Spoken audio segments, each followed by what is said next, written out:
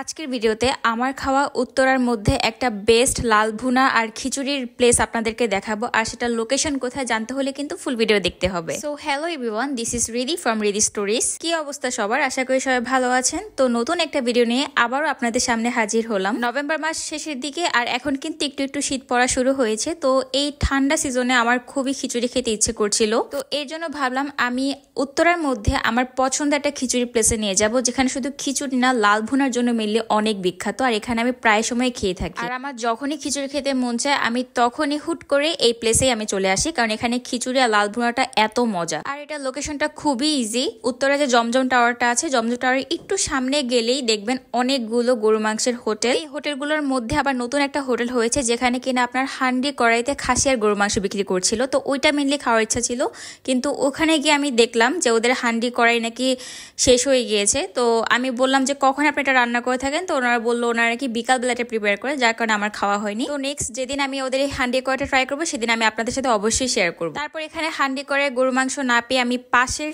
যে রেগুলার হোটেলে আমি সবসময় খাই সেখানে আমি চলে গেলাম। আর এই বিসমিল্লাহ হোটেলেই আমি সবসময় খেয়ে থাকি।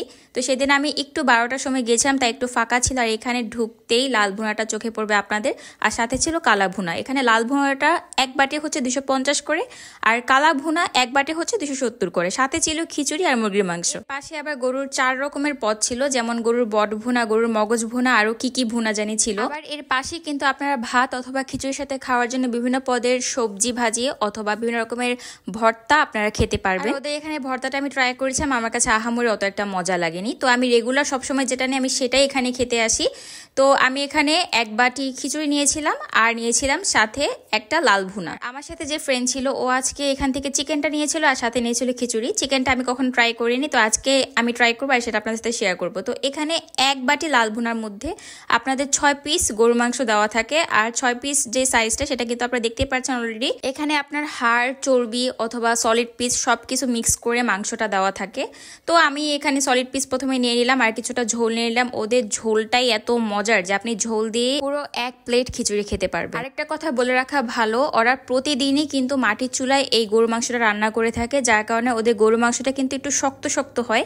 মানে অন্যান্য জায়গায় গরু মাংস আছে না, যেমন ধরলে একদম নরম হয়ে যায় বা ছিঁড়ে যায়, ওরকম না, কারণ ওরা প্রতিদিনের মাংস প্রতিদিনই রান্না করে থাকে, আর ওদের প্রতিদিনের মাংস কিন্তু একদিনই শেষ হয়ে যায়। বলে রাখা ভালো, ওদের এখানে খিচুড়িটার দাম ছিল এক প্লেট 60 টাকা করে, আর গরুর মাংস তো আমি বলেই দিয়েছি লাল ভুনাটা হচ্ছে 250 টাকা করে, আর চিকেনটা যে নিলাম চিকেনটা ছিল 120 সামথিং এরকম। আর ওদের খিচুড়ি এত পরিমাণ দিয়ে থাকে যে আপনারা একজন খেয়ে শেষ করতে পারবেন না। তো আমি এখানে গরুর মাংসটা খেলাম, আমার কাছে বরাবরই ওদের অনেক গরুর মাংসটা অনেক ভালো লাগে।